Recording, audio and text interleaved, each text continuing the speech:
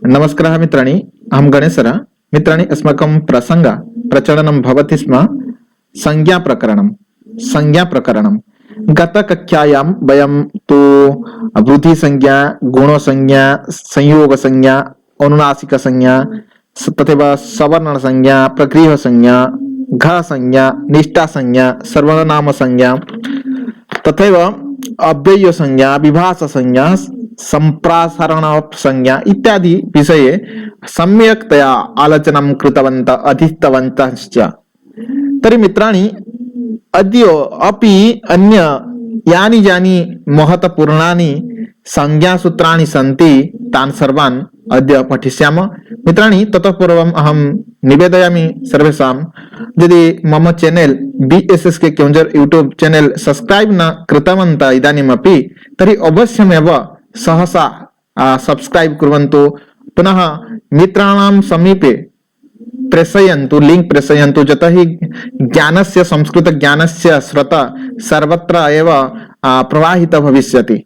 तर्हि आगच्छन्तु, अद्य टी संज्ञा तः आरम्भं करिष्यामः। तर्हि आगच्छन्तु, पश्यन्तु, अत्र टी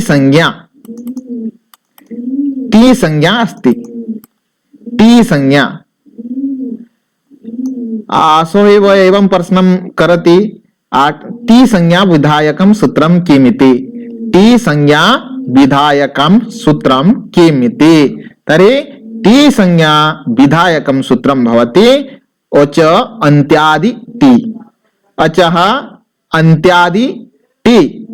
अस्य सूत्रस्य क्रमाङ्कः अस्ति 1163। अष्टाध्यायी ग्रन्थस्य 1163। तर्हि ओच अन्त्यादि टी इति सूत्रस्य पदच्छेदः इदानीं करिष्यामः। पदच्छेदः कस्य? ओचः अन्त्यादि टी। अचः अन्त्यादि टी।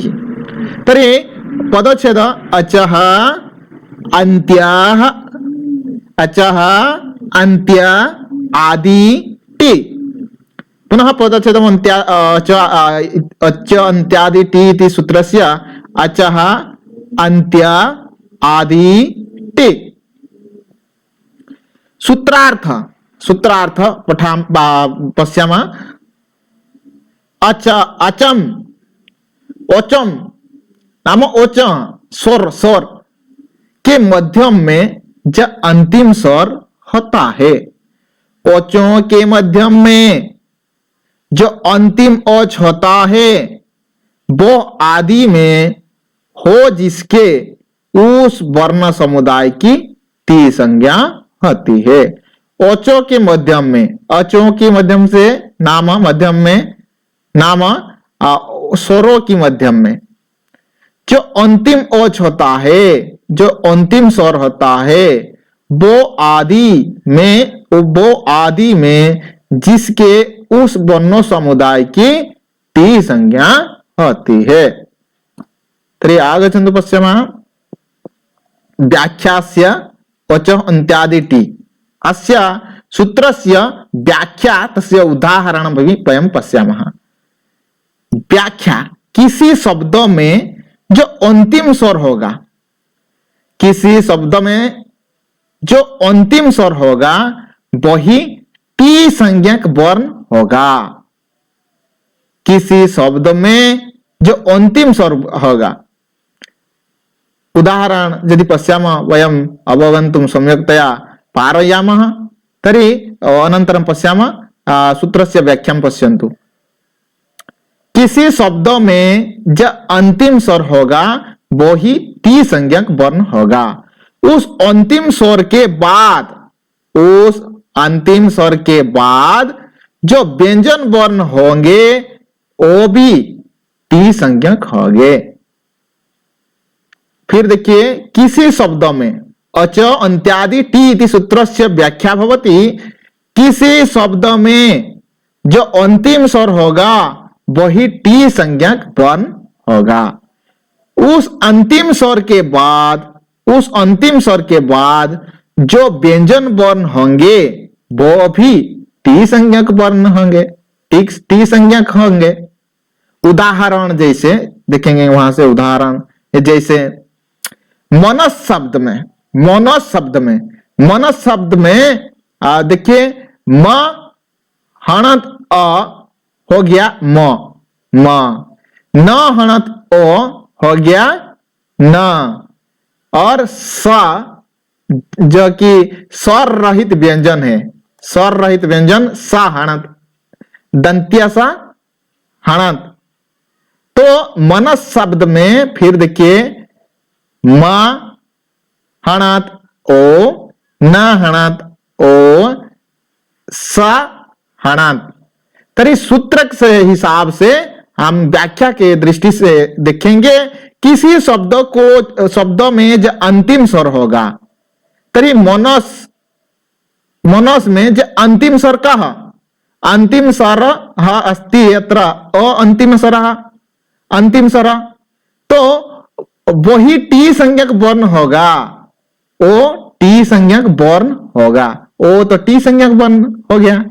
फिर क्या वहां सूचित किया गया, उस अंतिम स्वर के बाद जो व्यंजन वर्ण होंगे वो भी टी संज्ञक होंगे।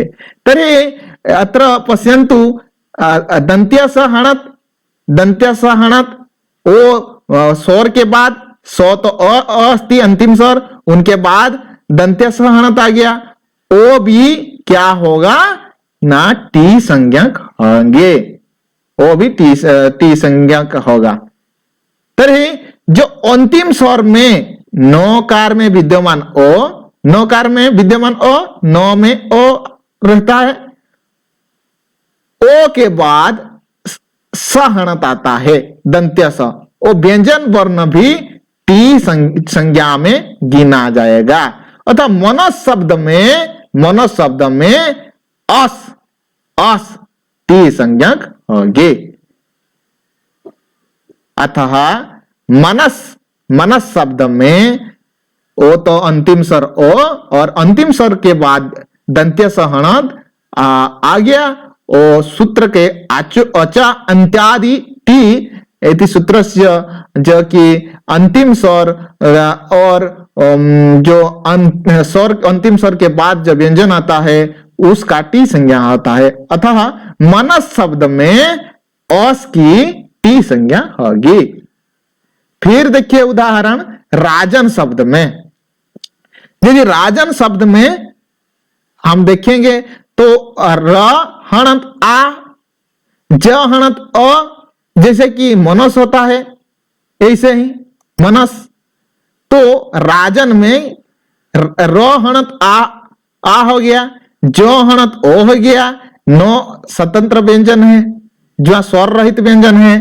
तरी जो राजन में भी, राजन में भी जो ज हणत अ हो गया, तो अंतिम स्वर कौन है, वहां भी ओ है, वहां भी ओ है, और जो अंतिम स्वर ओ के बाद न हणत आएगा, तो राजन शब्द में इस वर्ण समुदाय की अन, अन टी संज्ञक होते हैं, अन टी संज्ञक होते हैं।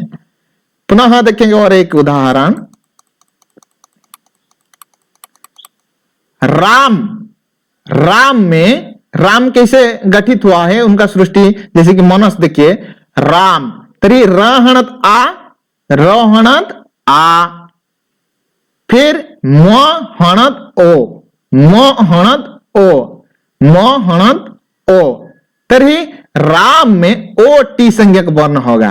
कैसे, जैसे कि राम में रो का रो कैसे, रा कैसे सृष्टि हुआ है ना, रो हणत आ, मोहणत मो कैसे सृष्टि हुआ है, मो हणत अ, देखिए वहां अंतिम स्वर मो में ओ अंतिम स्वर है, अतः ओ टी संज्ञक वर्ण होगा, ओ टी संज्ञक वर्ण होगा, और ओ टी संज्ञक वर्ण है, ओ टी संज्ञक वर्ण है, क्योंकि जहां अंतिम स्वर के ओ कार के बाद कहीं व्यंजन वर्ण नहीं आए हैं।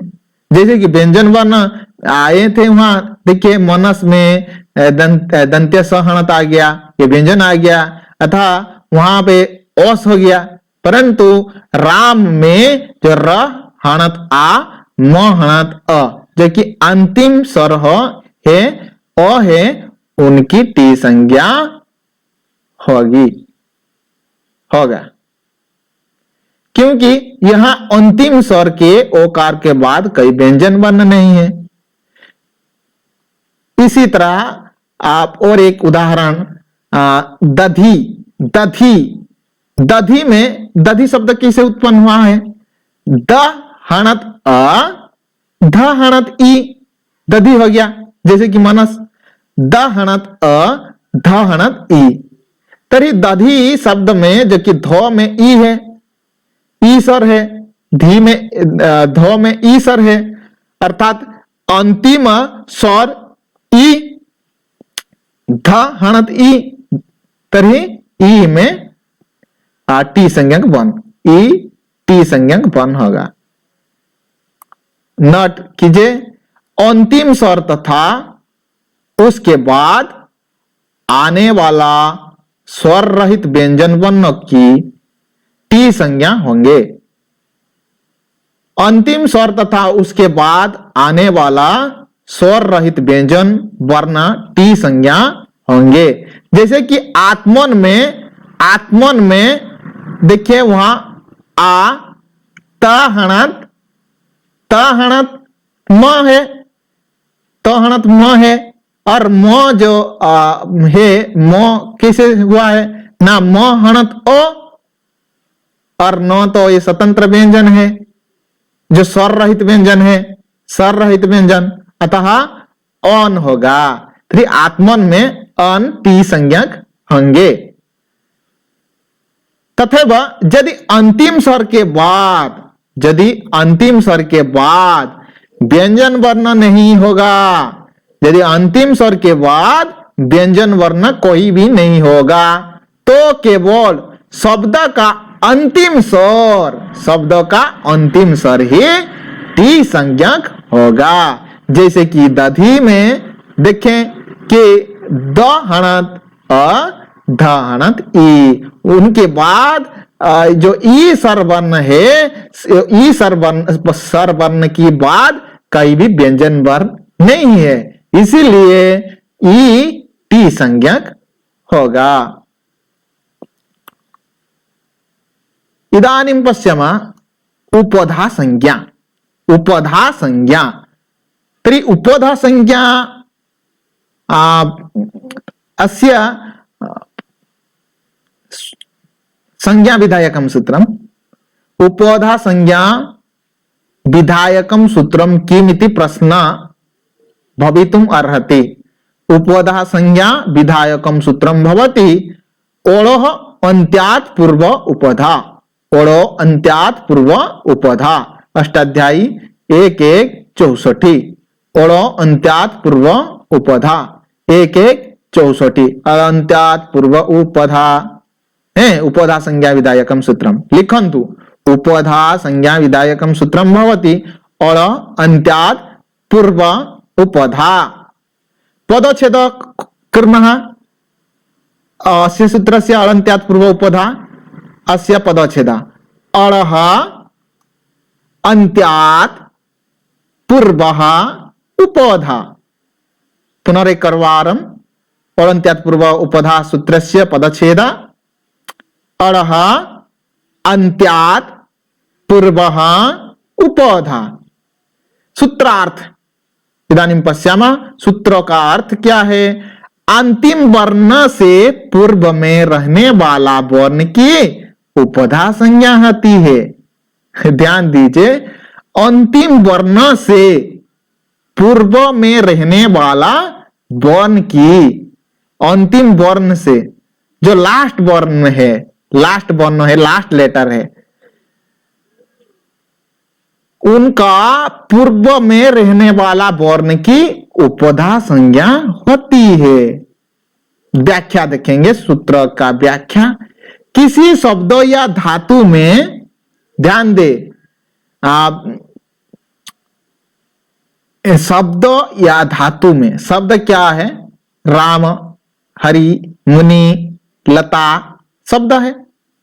धातु क्या है? गम, पट, लेख, द्रुस, पच इत्यादि हैं। तो किसी शब्दों या धातु में जो अंत्य वर्ण होगा, अंत्य वर्ण, राम में, राम जैसे कि रा हणत आ, म हणत अ, रामा है। तो राम में अंत्य वर्ण होगा। कौन अंत्य वर्ण होगा? ओ होगा। उसके ठीक पहले वाला वर्ण उपधा संज्ञा होती है, उपधा संज्ञा होती है। ठीक पहला वाला वर्ण नाम जो कि म, वहां देखेंगे उदाहरण भी, इस उदाहरण है राम। राम कैसे हुआ है? र हणत आ, म हणत ओ। यहां अंतिम वर्ण कौन है ना? ओ है, ओ है ना अंतिम वर्ण। तो ओ, तो ओकार के ठीक पहले वाले वर्ण, ठीक पहले वाला वर्ण कौन है? महणत, महणत, म की उपधा संज्ञा होगी। क्लियर? हाँ। तथैव गम, ये तो शब्द रूप था ना। इदानीं पश्यामः धातु रूप में कैसे होता है। गम धातु है, द्वितीय आयाई में देखिए, गम में अंतिम वर्ण मोकार के पूर्व ओकार की उपधा संज्ञा है। गम कैसे हुआ है ना? कैसे हुआ है ना? गम गोहणत ओ, गोहणत ओ हो गया गो।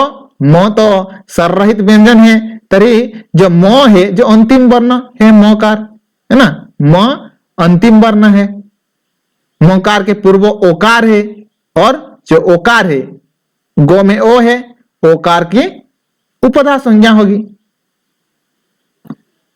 इसी प्रकार भीद, भीद में इसी प्रकार उदाहरण नंबर ट्रिपल आई, इस प्रकार भीद में, भीद एक शब्द है, भीद में भो हणत हर्षई दो हणत, भीद इसे सृष्टि हुआ ना, भो हणत ई द हणत, भीद हो गया। तो जो अंतिम वर्ण है, कौन अंतिम वर्ण है? द हणत अंतिम वर्ण है, उनका पूर्व वाला वर्ण तरी ई है। जब भ में ई सर है ना, इसलिए भी हुआ है, तो ई है, हर्ष ई है, तो ई की उपधा संज्ञा होगी। तथा मूच में, मूच में जो कि मूच मोहणत हर्षौ चहणत मूछ हो गया। तो मूच म में जो मूछ है, मूछ है जो यहां में, यहां चहणत, चौहणत जो अंतिम वर्ण है, अंतिम वर्ण का पूर्व वाला वर्ण क्या है ना? ऊ है, ऊ की जो उपधा संज्ञा होगा। तथा वृद्धि, वृद्ध में, वृद्ध में, वृद्ध, वृद्ध कैसे हुआ है? केन प्रकारेण वृद्ध एवं शब्द एवं निर्माणं भवति? बो हणत रु हणत धा, धा हणत ब हणत रु, ध हणत वृद्ध हो गया। तरी अंतिम वर्ण ध हणत होगा। ध हणत का पहला वाला वर्ण रू है, दीर्घ रू है, तो इस रू में उपधा संज्ञा होगी। रू का, रू की उपधा संज्ञा होगी। नोट कीजिए, सेकंड लास्ट वर्ण उपधा संज्ञा होगा। सेकंड लास्ट वर्ण, या चाहे धातु हो या जो शब्द हो, शब्द या धातु में, शब्द या धातु का जो अंतिम वर्ण होगा, अंतिम वाला, अंतिम का पहला वाला वर्ण, सेकंड लास्ट, सेकंड लास्ट वर्ण, सेकंड लास्ट, वह वर्ण स्वर भी हो सकता और व्यंजन भी हो सकता। स्वर हो सकता, व्यंजन भी हो सकता, कोई समस्या नहीं है। ठीक है, ये था उपधा संज्ञा का परिभाषा, संज्ञा का व्याख्या, सूत्रार्थ, पदच्छेद और उपधा संज्ञा है। उपधा संज्ञा नोट कुर्वन्तु। उपधा संज्ञा अवरोहन्त्यात् पूर्व उपधा। यदि उत्तमम् अनुभवन्ति तर्हि कमेंट कुर्वन्तु। कमेंट कुर्वन्तु यतः हि मम उत्साह वृद्धिर्भविष्यति। अस्तु, अग्रे गच्छामः। इदानीम् आगच्छति नदी संज्ञा। नदी संज्ञा, नदी संज्ञा। तर्हि नदी संज्ञा विधायकं सूत्रं किम्? नदी संज्ञा विधायकं सूत्रं यु स्त्री आख्यो नदी, यु स्त्राख्यो नदी, यु स्त्री खाव नदी, यु स्त्री आख्यो नदी है। नदी संज्ञा विधायकं सूत्रम। तर्हि पदच्छेद भविष्यति यु स्त्री आख्यो नदी।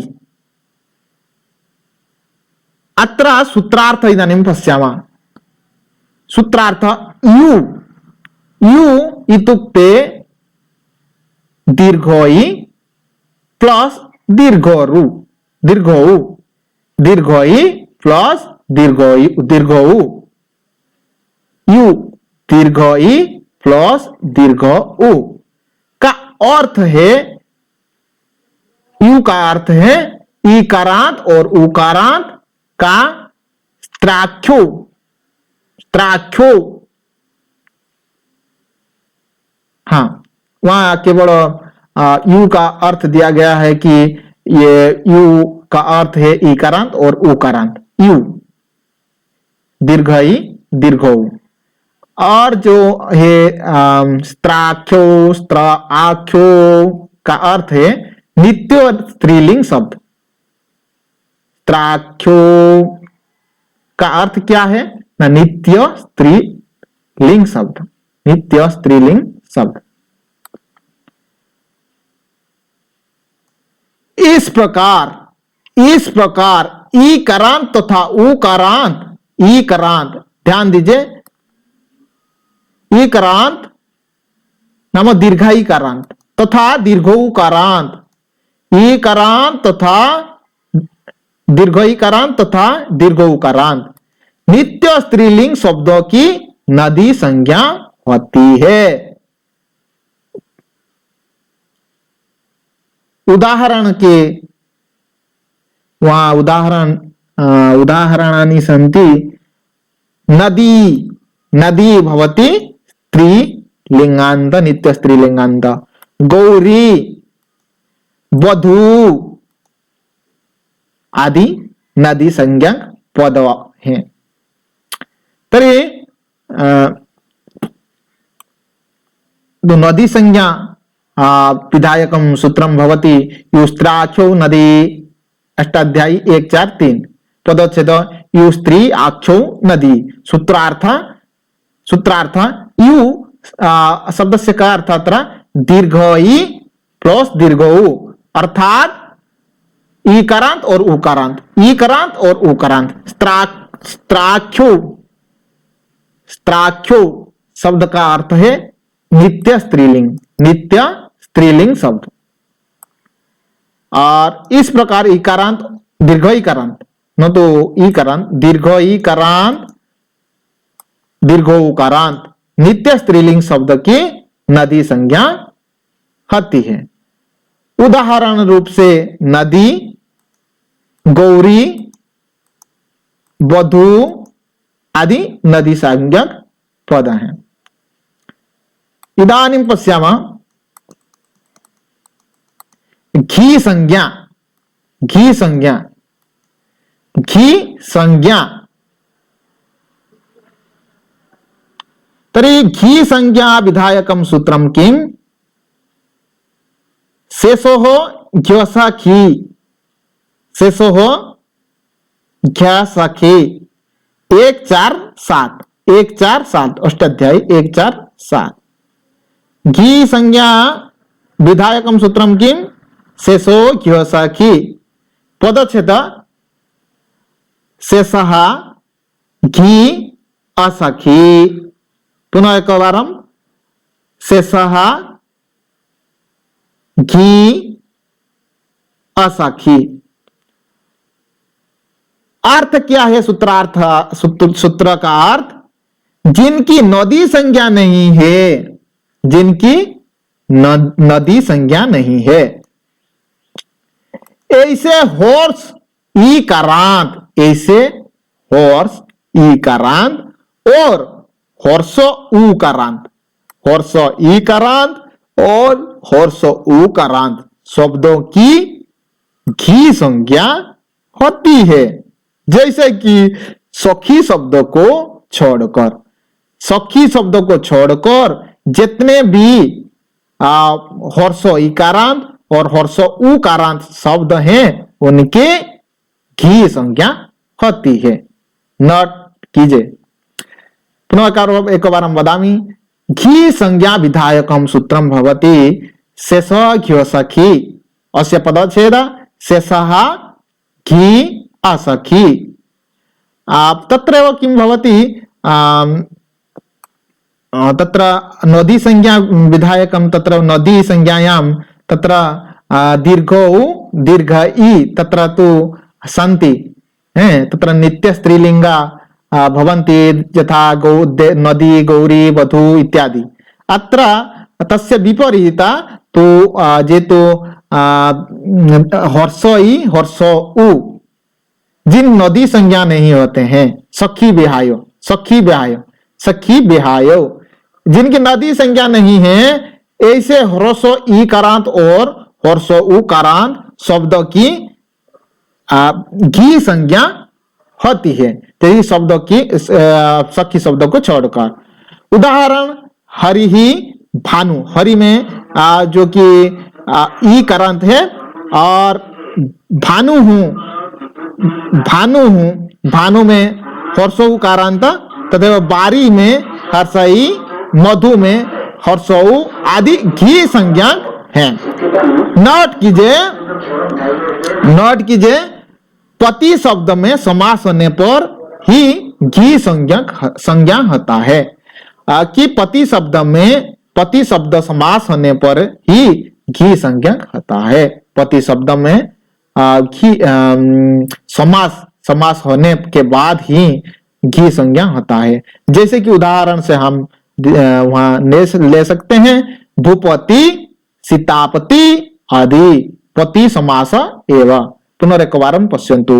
धी संज्ञा शेषोः धी सखी, अस्य पदच्छेद शेषः धी असखी, जिनकी नदी संज्ञा नहीं है, ऐसे हर्षो उकारांत और ऐसे हर्षो इकारांत और हर्षो उकारांत शब्दों की धी संज्ञा होती है, सखी शब्द को छोड़कर। उदाहरण से ले सकते हैं, हरि ही भानु, बारी, मधु आदि घी संज्ञा आते हैं। नोट कीजिए, पति शब्द समास होने पर ही उसका घी संज्ञा होगा, जैसे कि भूपति, सीतापति आदि। अनंतरम गच्छामः पद संज्ञा। पद संज्ञा तो परीक्षायाम आगच्छति। पद संज्ञा, पद संज्ञा विधायकम सूत्रम, पद संज्ञा सुप्त्यंतम पदम, सूत्र क्या है? पद संज्ञा के संज्ञा विधायकम सूत्रम भवति सुप्त्यंतम पदम, सुप्त्यंतम पदम। 1 4 14, 1 4 14 पद छेद सुप्तिम अंतम पदम, सुप्तिम अंतम पदम अस्य सूत्रस्य पदच्छेद सुप्तिम अंतम पदम। सूत्रार्थम इदानीं पश्यामः। सुबंतम, सुबंतम सुप अंत वाला, सुबंतम नाम सुप अंत वाला, तथा तियंतम तिम अंत वाला शब्द की पद संज्ञा होती है। सुबंतम अर्थात सुप अंत वाला तथा तियंतम तीन अंत वाला शब्द की पद संज्ञा होती है। व्याख्या देखेंगे। प्रातिपदिकों में प्रथमा से सप्तमी तक सु औजस आदि शुभ विभक्तियां लगाकर जो रामः रामो रामः आदि सब रूप बनते हैं वो सुबंत पद कहलाता है। सुबंत पद किसको कहलाता है ना? जो प्रातिपदिक में जो कि प्रथमा से लेकर सप्तमी तक सु औजस आदि शुभ प्रत्ययों को लगाकर जो राम राम राम रामेण रामाभ्यम रामे एवं रूपेण भवति एतत्तु सुप्तिमंतम पदमिति कहा जाता है। सुप्तिमंतम पदमिति उच्यन्ते। लिखन्तु। तथा धातुओं से विभिन्न लोकार में टिप तस झी तथा तो आताम झा आदि 38 तीन प्रत्ययों को लगाकर जो कि पठित पठता पठंती पठती पठता पठंती आदि धातु रूप बनते हैं वो तियंत पद कहलाता है। धातुओं से विभिन्न लोकार में टिप तस झी तथा आताम झ आदि 38 प्रत्ययों को लगाकर जो पठती पठता पठंती आदि धातु रूप बनते हैं उनको तियंत पद कहा जाता है। नोट कीजिए, पद दो प्रकार होते हैं, सुबंत पद और तियंत पद। सुबंत पद और तियंत पद। सुबंत पद और तियंत पद। सुबंत पद शब्द रूप होते हैं, तियंत पद धातु रूप होते हैं। ध्यान दीजिए, पद दो प्रकार होते हैं, क्या क्या ना? सुबंत तियंत। सुबंत तियंतेन पदम भेदोदयम। सुबंत तियंत। और देखिए सुबंत पद पहले हम पढ़ चुके हैं। सुबंत पद शब्द रूप है और तियंत पद धातु रूप है। जैसे कि सुबंत पद शब्द रूप में ले सकते हैं राम हो हरि ही गुरु हो। राम हरि ही गुरु आदि सुबंत पद हैं। तियंत पद तथा धातु रूप यथा पठति लभते जनाति आदि तियंत धातु रूप वाले हैं। इदानीं पश्यामः संहिता संज्ञा। प्राय संहिता संज्ञा अपि आगच्छति परीक्षायां।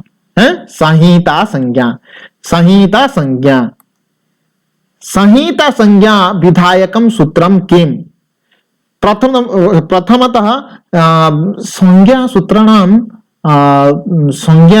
संज्ञानं सूत्रं तु मनसि स्थापनीयम्।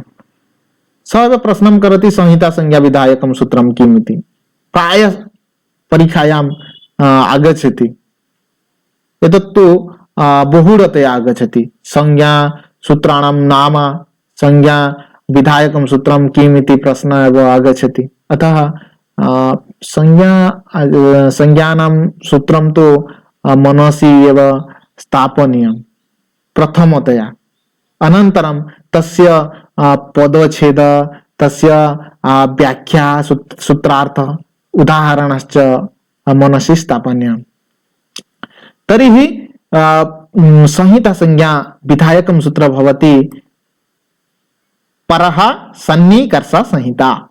परः सन्निकर्ष संहिता 14-108 14-108 सूत्र क्रमाङ्कः अस्ति।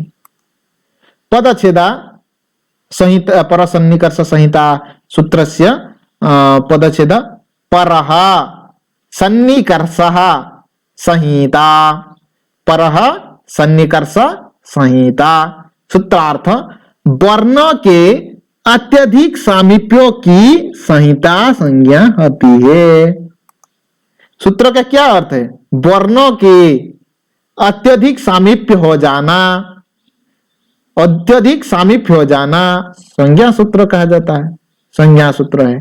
वर्णों की अत्यधिक सामीप्य को संहिता संज्ञा कहा जाता है। उदाहरण से देखिए, मधु युक्त अरि, मधु युक्त अरिहि, मध्वरी है। वहां मधु में देखिए जो ध हणत उ है मधु में है, और अरि में कौन है, ओ है, जो कि वर्णों का उ और ओ का जो कि सामीप्य हो गया, इसीलिए वहां संहिता संज्ञा हो गया। तथैव रमा युक्त ईसा, रमेशा, वहां देखिए रमा में आ है और ईसा में दीर्घ ई है। ये जो वर्णों का अत्यधिक सामीप्य हो गया वहां संहिता संज्ञा होगा। ठीक है, आगे जाएंगे। अग्रे सरामः, अग्रे गच्छामः। इदानीम् आगच्छति सत् संज्ञा, सत् संज्ञा, सत् संज्ञा अस्ति। अस्य संज्ञा विधायकं सूत्रं भवति तौसत्, तौसत् सूत्र क्रमांक 3-2-127। सूत्रार्थ शत्रु एवं सानच इनकी सत् संज्ञा होती है। सूत्र शत्रु एवं सानच की सत् संज्ञा होती है। इदानीं पश्यामः विंशति प्रातिपदिका संज्ञा, प्रातिपदिका संज्ञा प्रायपरीक्षायाम् आगच्छति। प्रातिपदिका संज्ञा विधायकं सूत्रं किमिति प्रश्नः भवति। प्रातिपदिकं संज्ञा तर्हि सूत्रं पश्यामः। प्रातिपदिकं संज्ञा विधायकं सूत्रं भवति अर्थवत् धातुर् प्रत्ययः प्रातिपदिकम्, अर्थवत् धातुर् प्रत्यय प्रातिपदिकम्। प्रातिपदिकं संज्ञा विधायकं सूत्रं किम्? अर्थवत् धातु प्रत्ययः प्रातिपदिकम्, अर्थवत् धातु प्रत्ययोः प्रातिपदिकम्। सूत्र क्रमांक अष्टाध्यायी 1-2-45। तर्हि पदच्छेद इदानीं करिष्यामः। अर्थवत्, अर्थवत्, अधातुः, अधातु, न धातु, अधातु, अप्रत्यय, अप्रत्ययः, न प्रत्ययः, प्रत्ययः, प्रातिपदिकम्। पुनरेकवारं पश्यन्तु। अर्थवत् अधातुर्, अर्थवत् धातुर् प्रत्ययः प्रातिपदिकम्। अस्य सूत्रस्य पदच्छेदः भवति अर्थवत् अधातु अप्रत्यय प्रातिपदिकम्। सूत्रार्थम् इदानीं पश्यामः। धातु रहित, धातु रहित, धातु रहित, प्रत्ययांत रहित, जहां धातु नहीं है और प्रत्यय भी नहीं है, धातु नहीं है और प्रत्यय भी नहीं है, लेकिन सार्थक शब्द स्वरूप की, सार्थक शब्द स्वरूप है, तत्र एव प्रातिपदिका संज्ञा भवति, तत्र प्रातिपदिकं संज्ञा भवति। धातु रहित, जहां धातु नहीं है, प्रत्यय नहीं है, परंतु सार्थक शब्द स्वरूप है, वहां प्रातिपदिक संज्ञा होगा। जैसे कि पश्यन्तु अत्र उदाहरण में राम, राम केवल राम अस्ति, अत्रैव पुनः कृष्ण अस्ति, लता अस्ति। अत्र पश्यन्तु धातु नास्ति, धातु नास्ति, प्रत्यय अपि नास्ति, किमपि प्रत्ययो अपि अत्र नास्ति राम में, कृष्ण में, लता में है। अतः अत्र तु प्रातिपदिकं संज्ञा भवति, राम कृष्ण लतादि। नोट कुर्वन्तु। कृतधित समासश्च 1-2-46 सूत्रों के आधार पर कृतधित समासश्च कृत तधित समासे कृदंत एवं तधित प्रत्ययांत। देखिए कृत प्रत्ययांत और तधित प्रत्ययांत तथा समास भी प्रतिपादिक संज्ञक होते हैं। नोट कीजिए, बहुत ही इंपॉर्टेंट। कृतधित समासश्च, कृतधित समासश्च कृत प्रत्ययन एवं तद्धित प्रत्ययन। पुनः समास भी प्रतिपादिक संज्ञा होते हैं। कृतधित प्रत्ययान, तद्धित प्रत्ययान, कृत प्रत्ययान, तद्धित प्रत्ययान और समास भी प्रतिपादिक संज्ञा होते हैं। जैसे कि कारक, कारक में कृत प्रत्यय, शालीय, शालीय में तद्धित प्रत्यय, राजपुरुष, राजपुरुष समास, समासांत, राजपुरुष, राजानाम पुरुष, राजपुरुष, तर्हि प्रातिपदिक संज्ञा होते हैं। अर्थवद धातु अप्रत्ययो प्रतिपादिकम, पदच्छेद अर्थवद धातु अप्रत्ययो प्रातिपदिकम। धातु रहित प्रत्ययान रहित सार्थक शब्द स्वरूप की प्रतिपादिक संज्ञा होती है।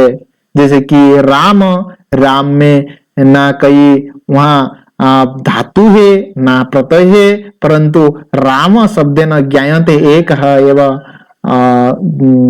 राम तथैव कृष्ण, कृष्ण शब्द अत्रापि कपि धातु नास्ति, तथैव प्रत्ययः अपि नास्ति, लता शब्दे अपि तथैव। परंतु यह सूत्र के आधार जो है, एक सूत्र है 1 2 46, 1 2 46, 1 2 46 सूत्र आधार पर कृतधित समासश्च अस्ति एकम सूत्रम, तत्र कृत प्रत्ययान, तद्धित प्रत्ययान तथा समास भी प्रातिपदिक संज्ञा होते हैं। जैसे कि कारक में कृत प्रत्यय है, शालीय में तद्धित प्रत्यय है, राजपुरुष में समास है।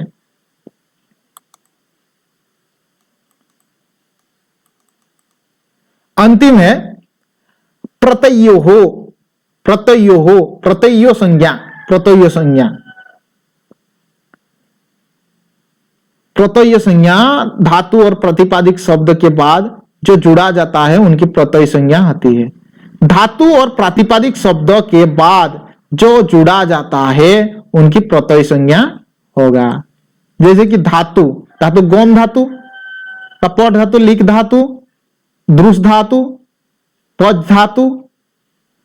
और प्रातिपादिक शब्द जैसे राम, हरि, गीता, सीता, मिता हैं, बाद में शब्द की बाद में जुड़ते हैं, शब्द के बाद में जो जुड़ते हैं, जो जुड़ जाते हैं उनकी प्रत्यय संज्ञा होती है।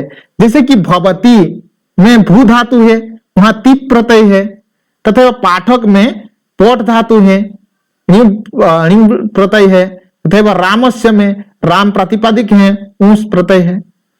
धातु के अंत में लगने वाला प्रत्यय दो प्रकार होते हैं।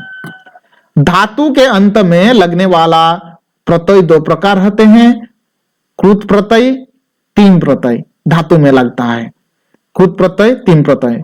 कृत प्रत्यय में तक, तब, तुमुन, तीन प्रत्यय में टिप, तास, जी आदि 18 प्रत्यय हैं।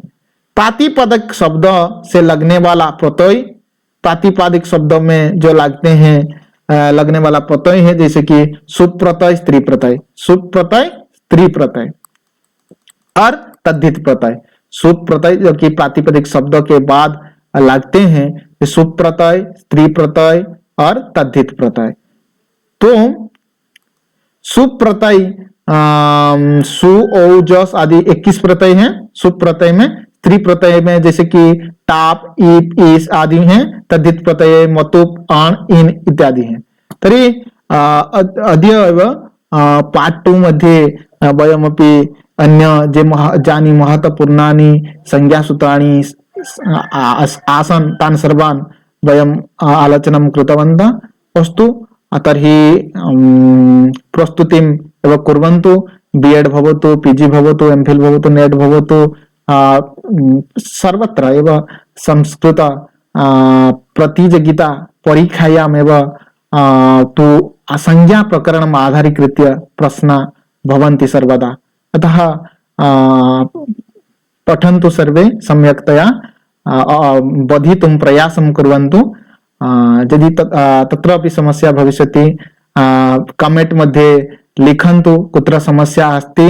मम ज्ञानानुगुणं मम मति अनुगुणं यथा मति यथाशक्ति अहं प्रयासं करोमि समाधानं कर्तुम्।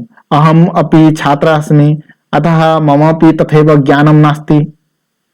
अतः कमेंट कुर्वन्तु, यतोहि चर्चां कुर्मः चेत् अस्माकं सर्वेषां, न तु मम अपि तु सर्वेषां तु चर्चामाध्यमेन ज्ञानस्य एव वृद्धिर्भवति।